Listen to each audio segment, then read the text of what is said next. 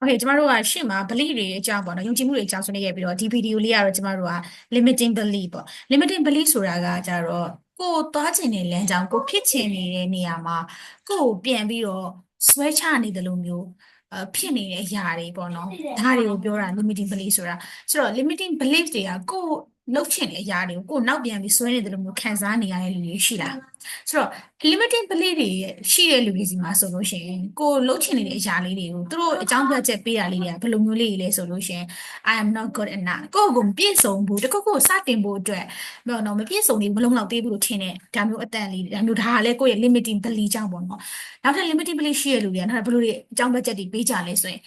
I'm too old အရင်ကြီးနေပြီလေ့လာလို့မရတော့ဘူးဆိုတဲ့ဟာမျိုးနောက်ပြီးရင်ကျမတို့က I'm too young ငယ်သေးတယ်စတင်ဖို့အချိန်မရောက်သေးဘူးဆိုတော့ကိုယ့်အကိုထင်နေတာမျိုးဆက်တယ်ကျမတို့ကတခုခုလှုပ်ချင်နေဆိုရင်ငယ်တာတွေမရှိဘူးကြီးတာတွေမရှိဘူးပေါ့နော်ကိုကိုအတွက်ကအချိန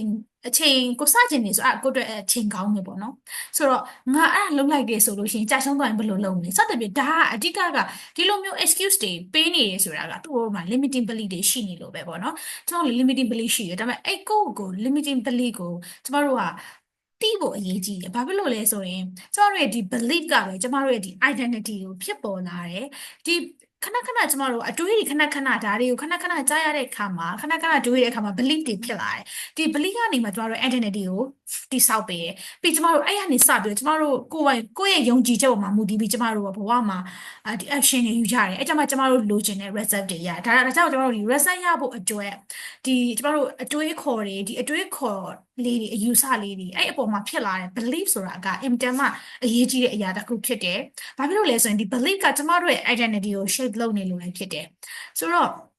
့ကျမတို့ကကိုဘဝမှာကိုမကြိုက်တဲ့နေပယ်ကဏ္ဍတွေမှာဘယ်လိုမျိုးကိုပြောင်းလဲခြင်းတဲ့ကဏ္ဍတွေရှိလိမ့်မယ်။အဲ့မှာကိုကဘယ်လို limiting belief တွေနဲ့ကိုယ့်အကူပြန်ပြီးတော့ဆွဲချတယ်လို့ဖြစ်နေလဲဆိုတာကိုယ့်ဘာကိုပြန်စဉ်းစားကြည့်ရင်ချို့လူတွေအတွက်လည်းရှိလိမ့်မယ်ချို့လူတွေလည်းရှိချင်မှလည်းရှိနေပါတော့။ဆိုတော့ကျမတို့ကဒီလိုမျိုး limiting belief တွေရှိတဲ့အတွက်ကျမတို့မှာဘာတွေဆုံးရှုံးမှုတွေရှိရဲဆိုလို့ရှိရင်အဲ့ limiting ဒီခေတ်မှာဆိုရင်ကျမတို့ဒီအရင်ခေတ်ကဆိုပတ်စံရှာရဲဆိုလို့ရှိရင်ဒီမဲ့ရိုးကြတယ်ဒီခေတ်မှာဆိုကျမတို့ကဒီ digital platform တွေကိုအသုံးချပြီးတော့ဒီ TikTok တွေ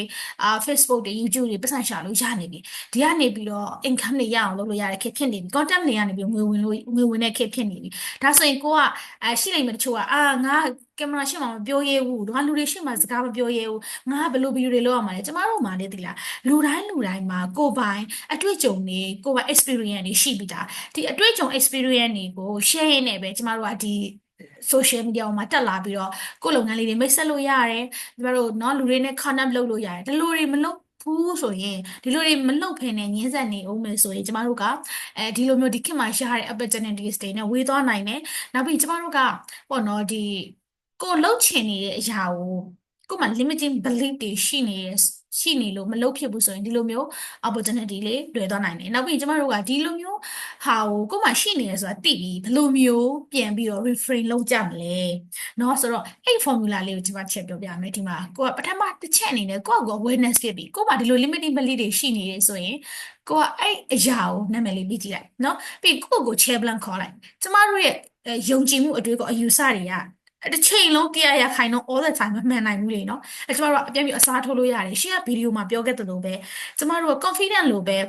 believe is a skill ပေါ့နော်ကျမတို့ကကောင်းတာလည်းမဟုတ်ဆိုးတာလည်းမဟုတ်ကျမတို့ကတိဆောက်ယူလို့ရတယ် develop ဖြစ်အောင်လုပ်လို့ရတယ်အကျင့်တစ်ခုမွေးမြူတယ်လို့ပဲပေါ့နော်ဆိုတော့ဒီယုံကြည်မှုဆိုတာလည်းပြန်ပြီးယုံကြည်မှု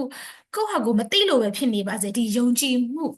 ကိုတွားကျင်တဲ့နေရာနဲ့ alignment ဖြစ်စေတဲ့ယုံကြည်မှုတွေကိုပြန်ပြီးတော့တိဆောက်ယူလို့ရတယ်ဆိုတော့ဒါဆိုရင်ကျမတို့ကိုယ်ဘယ်လိုယုံကြည်မှုအတွေးခေါ်မျိုးอ่ะကိုယ့်ရဲ့ဘဝကိုပို့ပြီးတော့ကောင်းလာစေမလဲဆိုတဲ့ဟာမျိုးကိုယ့်ကိုစဉ်းစားလို့ရမယ်အဲ့တော့ကျမတို့ကနော်ဘယ်လိုမျိုး empowering ဖြစ်စေတဲ့ belief တွေနဲ့ပြန်ပြီးတော့ကျမတို့ကအချိန်မရှိတာမဟုတ်ဘူးเนาะကိုယ်လှုပ်ချင်တာဆိုလို့ရှိရင်ကိုကကိုလှုပ်ချင်တဲ့ဆိုလူတွေကဦးစားပေးကြတယ်ကိုမလှုပ်ချင်တဲ့အရာဆိုလို့ရှိရင်အချိန်မရှိဘူးလို့ပြောကြတယ်ကိုကဒီအရာကိုတခါလေးကျတော့အဲ့လှုပ်ရမယ်မှန်သိတယ်တတလေးဒါကိုပတ်ပြီးတော့ဝင့်နေတယ်ဆိုတော့ကျမတို့က fear ရှိနေလို့ဖြစ်တယ် fear ဆိုတာတနည်းအားဖြင့်ကျမတို့ကဒီကိုယ်limit ကတ်သက်ထားတဲ့ယုံကြည်မှုတွေရှိနေလို့ပဲဖြစ်တယ်ဆိုတော့ကျမတို့ကကိုယ့်ချရေးကြည့်လို့ရတယ်ကိုယ်မှာဘယ် area မှာဘယ်လို limiting belief တွေရှိနေလဲဒါဆိုရင်ဘယ်လိုမျိုးယုံကြည်မှုကိုယ့်ကို support ဖြစ်စေမယ်အတွေးခေါ်တွေပြန်ပြီးတော့အစားထိုးပြီးတော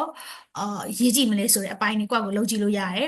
အဲ့ဒါကိုကိုယ့်ကို set တော်တယ်ပြင်မို့ကိုယ် confident မရှိတဲ့လူတစ်ယောက်ဆိုပါဆိုဒါဆိုရင်ကိုကခြာရည်ကြီးငါဟာကိုယ့်အကိုယုံကြည်မှုရှိတယ်ဆိုတာမျိုးငါဟာအချိန်ရှိတယ်ဆိုတာမျိုးငါတခုခုဆိုလို့ရှိရင်ဇွဲရှိတယ်ဖြစ်အောင်လုပ်နိုင်တယ်ဆိုတဲ့ဟာမျိုးဒါမျိုးအယူဆတွေကိုရေးကြည့်ပြီးတော့ကိုယ့်အကိုဒါမျိုးလေးပေါ့နော်at least 21 days ကိုပြောကြည့်ဖို့လိုတယ်ဒီအရာတွေကနေမှဒီ sub thought လေးတွေပေါ့နော်ကိုယ့်အကိုပြန်ပြီးတော့ပြောကြည့်ဖို့လိုတယ်ပြီးရင်နေတိုင်းပေါ့နော်ကိုယ့်အခန်းထဲမှာ essay ဖြစ်နေတဲ့အချိန်မှာ journaling လုပ်လို့လည်းရတယ်out loud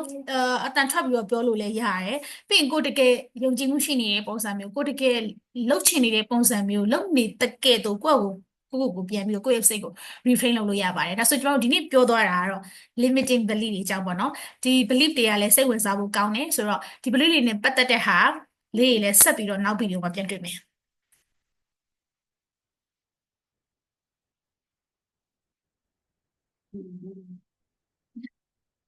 ဒါပဲလည်းငါအိုင်ဒီဘာလို့လဲ